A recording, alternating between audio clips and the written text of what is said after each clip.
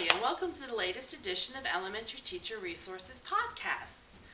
Lately in my classroom, I've been doing a lot with the Daily Five, and I thought for this podcast, I could kind of tell you what I'm doing with it and show you some of the things that I'm doing in my classroom with it.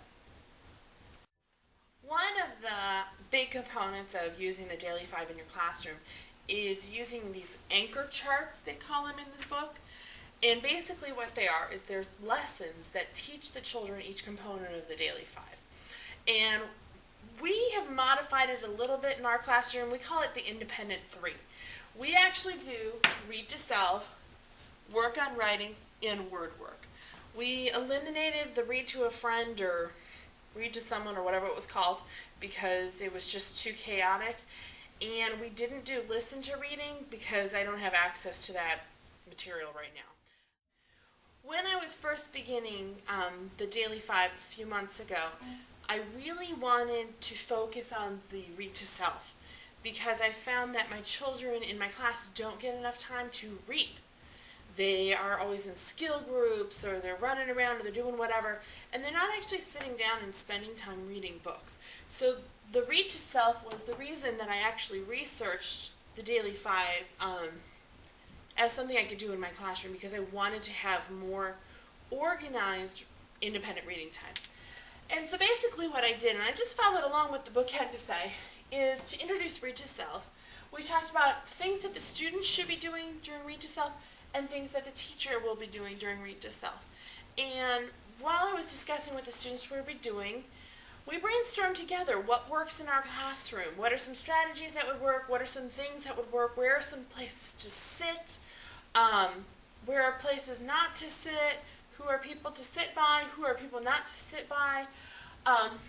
And we also talked a lot about building stamina. And that's a huge thing in the Daily Five, is building up that endurance to be able to be successful readers.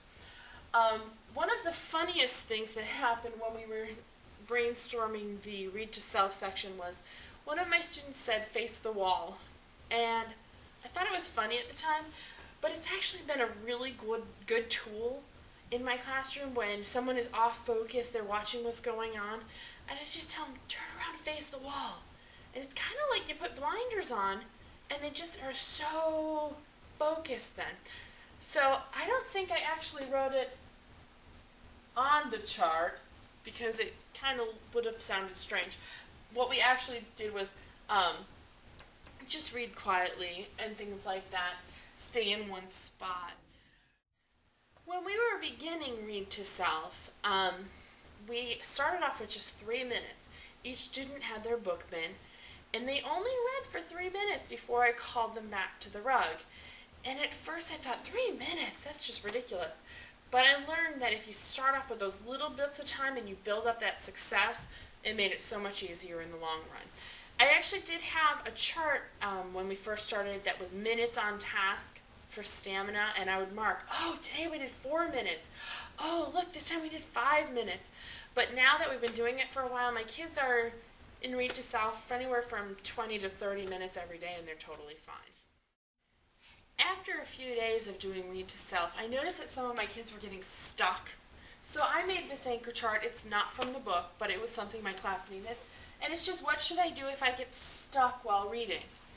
And it's just some brainstorms of what they thought they should do. Sound out words, look at the picture, try another book in your bin.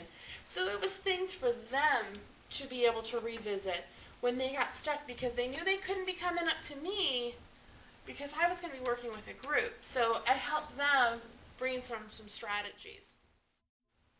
The second component that we're using in my room is the work on writing. And it follows the chart exactly from the Daily Five.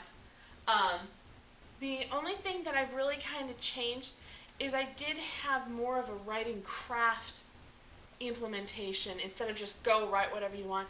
Make sure you're using some crafts in your writing like we've been teaching in Writer's Workshop. And again, I've created with my students, what should I do if I get stuck? And some of the things were sound out the words and circle the ones you don't know, use the word wall, make a list of favorites and write about that. My kids use a spiral notebook for work on writing, and I found that their writing is almost higher quality during work on writing than it is during writer's workshop, because I'm not as on them about what they're going to do. They just sit down and do what they want, and it gives them a little more power. The third component that I'm using in my classroom is the word work component. And the way we are using it is we're actually using our primary literacy centers that I have on the website as our word work component. So they're working on different reading activities on their graphic organizers. So they might be working on connections or story elements, letter writing, or whatever center that they've chosen for that day. During our Independent 3 time, we all do read to self together, and then we all do work on writing, and then we all do word work. And it just works out better for me right now because I have so many pullouts that I want to be able to keep track of where the kids are and make sure that they're on the right path. I know in the Daily 5 that they eventually do release them and let them choose in what order. And I think maybe in the last quarter of first grade I might do that, but my kids are not quite ready yet. So I'm going to hold off because this is working and I don't really want to rock the boat right now. When we're working on our Independent 3, our read to self time is actually pretty quiet, and that's when I meet with my highest need group of kids so I can really hear what they're doing and really focus on what they're working on. During work on writing, it's a little bit noisier because they are sounding out words while they're writing.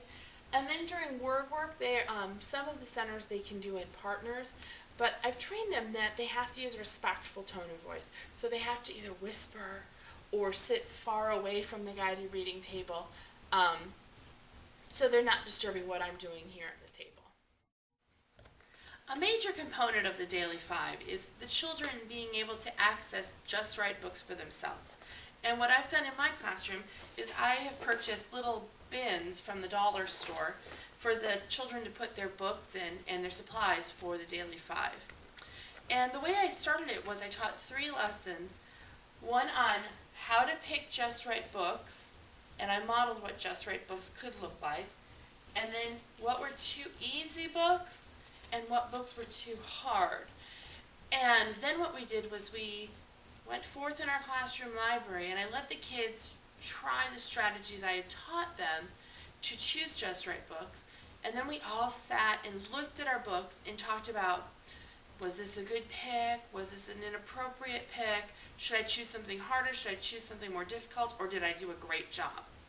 And in this book bin, for example, this is a student who is reading at like a level 8 right now currently, and she has some little readers that she can read quite fluently, but she's also challenged herself with a couple books that are a little more detailed, but they still follow the practice of just right. She can read most of the words. Also in the book bin, another component of the Daily 5 is work on writing. And I had just given the students just regular spiral notebooks. They were cheap and easy, and I don't use spirals for anything else in my classroom, so they were kind of excited to have them. So this is how they do their work on writing. And then the last component is word work, and I just have a folder for them to collect all their materials in. Also in each book bin, there's a supply of golf pencils, which is mostly what I use in my classroom. And some of the children have chosen to put their crayons in there also for their work on writing time. But these book bins, I currently have 16 students in my classroom, and all of the book bins fit on 2 desks, either on top or below them. So it's not really a storage issue for me. They seem to be holding up pretty well. I've had one student break one of the bins because he tried to put a book in that was just huge. I'm thinking next year that I might try to get bins that are more like file storage with where you could put folders in for larger books, because some of my books are quite big.